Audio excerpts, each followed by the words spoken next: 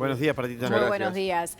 Fabián, bueno, ya entraremos un poco en la información, pero antes que nada, contanos cómo es vivir con esta situación desde el pasado 3 de octubre, donde uno va transitando por cualquiera de las principales ciudades y están perpetrando este tipo de ataques con arma blanca, y qué recaudos hay que tener, cómo se está manejando. Y mira, la verdad es que no es sencillo. Tú acabas de decir 17 atentados y ya en la mañana de hoy tuvimos otros 3 más, uno de los cuales la verdad que subió un escalón porque ya es con uso de armas, otras 2 personas asesinadas. Y eso hace que en cierta medida genere en la población, por un lado, una paranoia, el mirar para los costados, a ver quién es que te puede llegar a atacar. Al mismo tiempo, la gente intenta no salir a los lugares donde no es necesario, digamos, salir. Y por el otro lado, el intento de seguir con la vida, digamos, normal, porque justamente lo que el terror intenta es que frenemos con la vida y lo que por lo menos la población israelí intenta también es no frenar con la vida, seguir adelante. En el año 2000, en lo que se llamó la segunda intifada, el miedo era permanente con explosiones y atentados en los autobuses de Jerusalén especialmente, también por supuesto en Tel Aviv y otras ciudades, y ese estado de conmoción y de preocupación que está describiendo Fabián se veía de esa manera. ¿Cómo es la vida diaria en tus movimientos? Tú estás estudiando, venís, vas mirando para el costado permanentemente. Hoy este atentado al que tú te referías ocurrió en un ómnibus cuando subió una persona y con una escopeta o con un tipo de arma de fuego disparó a 2 personas en un ómnibus. Contanos cómo es el día a día. En el día a día, te soy sincero, es decir, sí, yo trabajo en la universidad, también hago mi doctorado allí. Buena parte de los atentados fueron alrededor, digamos, en la estación de tren y de ómnibus, desde donde pasan buena parte de los estudiantes. Ahora en donde estoy en este momento, próximo a dar clase, a unas cuadras de acá fue el atentado de hoy de mañana. Y sí, en cierta medida, y me ha pasado ya en esta última semana de pasar 2 veces por los lugares donde fueron los atentados un rato después. Quiere decir que sí, inevitablemente todos aquellos que vivimos, que nuestra vida la desarrollamos en la zona de Jerusalén, sabemos de que la situación está complicada. En la semana también hubo otros ataques en el sur, en el norte, en Tel Aviv incluso, y hoy tuvimos también un caso en Ranana. En Ranana había muchos uruguayos, por cierto, calle central, y fue al lado de una escuela, y justo venía hoy en la radio, escuchando la radio, en el auto y escucho de repente a una maestra, yo creo que uruguaya, era por el acento, contando de la situación que escucharon y vivieron. Quiere decir que es pendiente, son 24 horas donde está la información que corre y es la atención importante. Fabián, ahora, en lo que me dices... Sí, no, termina el concepto, que está bien. En lo que me dice de la segunda intifada, sí, un poco que las sensaciones en la que se vivió en la segunda intifada, quizás lo que vemos ahora es que esto de la cuestión del uso de los cuchillos, de intentar salir con los cuchillos, una incitación que claramente es el espíritu de esta incitación está muy tomada de la situación con ISIS. Hay una incitación muy grande por parte en este momento de los grupos terroristas, de Hamas, de la Yihad Islámica y de la propia Autoridad Nacional Palestina, y eso hace que ya no es solo grupos armados, digamos, como en la segunda intifada, sino también población que se siente incitada, que sale a hacer estos ataques. Y a propósito, y para separar, ¿qué dice el grueso de la comunidad árabe israelí a propósito de esto? Porque claramente hay que diferenciar a los extremistas del grueso de los árabes que viven en Israel pacíficamente. Sin lugar a dudas de que te encontrás con gente que dice que lo que intenta es la coexistencia, que es lo que en definitiva intentamos todos los que vivimos en estas zonas, que intentan, digamos, mantener la vida normal. Y claro está que ves casos, digamos, extremistas y radicalizados. El asunto es que las cantidades ya hacen de que la gente se asuste. Te comento, por ejemplo, un caso muy puntual. El líder del Partido Unido Árabe, en una manifestación hace unos días contra el gobierno, estaba hablando en la televisión y lo frenó el alcalde de Nazaret y lo empezó a insultar de que por qué incentivan al terror o por qué, digamos, se promueven este tipo de violencia, y se empezó a dar una discusión en plena cámara. Lo pueden encontrar si quieren en YouTube, y eso te muestra que también dentro de la población árabe hay diferencias en torno a cómo tratar el tema.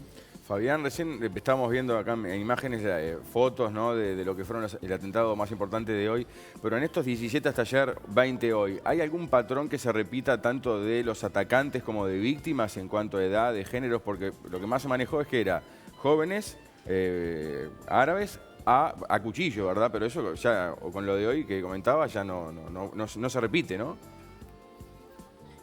Lo que se repite, está muy bien lo que estás planteando, y ya el hecho de que ya haya tantos, y que haya tantos incluso que los pudieron al final agarrar vivos, porque también se intenta entonces interrogarlos, es la incitación. Es decir, cuando se les pregunta por qué lo hicieron, hablan de que han recibido mensajes, sobre todo Facebook, Twitter, por ende también población joven está muy atenta a ello, de que Al-Aqsa, digamos, las mezquitas de Al-Aqsa están en peligro, que es una incitación muy normal de que el Hamas, la Yihad Islámica y los grupos en general radicales islamistas han intentado en los últimos meses largar, y por eso es que salen en esa defensa y en ese ataque.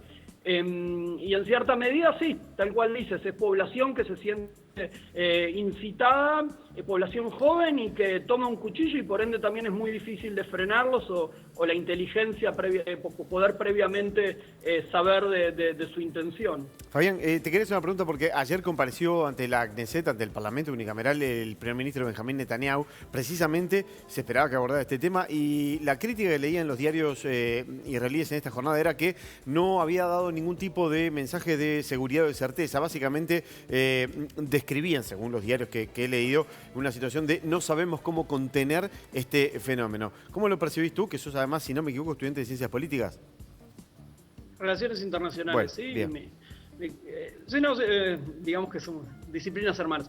Sin lugar a dudas, es decir, hay una impotencia en la población, eso se lleva a que tanto, digamos que Netanyahu es de un partido de derecha, de centro derecha, llamado Likud, y lo atacan desde la derecha y también de la izquierda, diciendo que él no está pudiendo traer la seguridad que él prometió. Hemos visto a Netanyahu también, así como el año pasado en la guerra, en julio-agosto, lo hemos visto nuevamente a Netanyahu y al ministro de Defensa y al ministro de Seguridad Interior intentando tomar posiciones relativamente que intenten contener, digamos, la incitación y el ataque, y por eso también se lo acusa de que no está siendo suficientemente, digamos, radical o suficientemente fuerte contra el terror y fuerte contra este tipo de ataques. Y sí, en cierta medida lo que vamos a ver en los próximos días, si esta situación sigue, es probablemente un Benjamín Netanyahu que tenga que salir a responder ante esos pedidos legítimos de la población.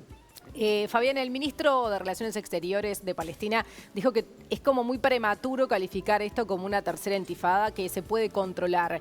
¿Te parece que es así, que lo están controlando? Y que falta, ¿no? Es interesante, justo estoy escuchando también el asesor de Abu Mazen, del presidente de la Autoridad Nacional Palestina, que salió a decir de que había que, digamos, hablar en buenos términos de aquellos que están desarrollando los atentados, e incluso premiarlos a ellos o a las familias. Quiere decir que los mensajes a veces son dobles. La cuestión de si esto es una tercera intifada o no es una tercera intifada es una discusión, digamos, más académica que otra cosa. En la calle claro. Se ven asesinatos, en la calle se ve la violencia, y eso, el considerarlo tercera intifada o no, probablemente no sea algo que vaya a cambiar realmente. Déjame también comentarte lo interesante de la Autoridad Nacional Palestina, el que en sus momentos en un principio vimos fuertemente la incitación. El propio Abu Mazen salió a decir que no quieren que los judíos pongan un pie sucio sobre las mezquitas y sobre el monte del templo, es decir, formó parte de la incitación, y lo que vemos es que también en este momento los ataques se vuelven contra ellos. Ellos tienen el propio miedo de la propia posibilidad de la caída del gobierno. Quiere decir que en este momento también la Autoridad Nacional Palestina, digamos, los que serían los más moderados en el lado palestino, también están con temores.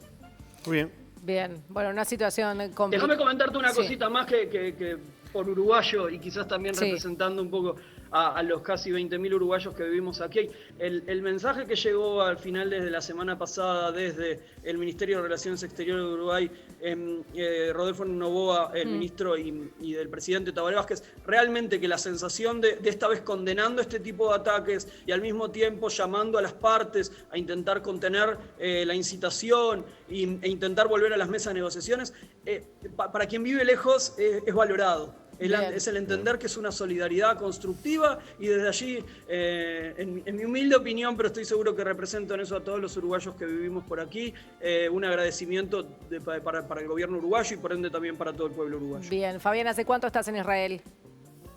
6 años que estoy ya fijo en Israel, cada tanto intento irme por allá de visita, pero sí, ya son 6 años. Bien, muchísimas gracias, Fabián Wagner, por acompañarnos en esta mañana de Desayunos Informales y traernos toda la información desde primera mano. Por favor, un saludo para ustedes y si Dios quiere que la cuestión mejore aquí y que por allí siga bien. Bien, muchas gracias. Abrazo. Un abrazo.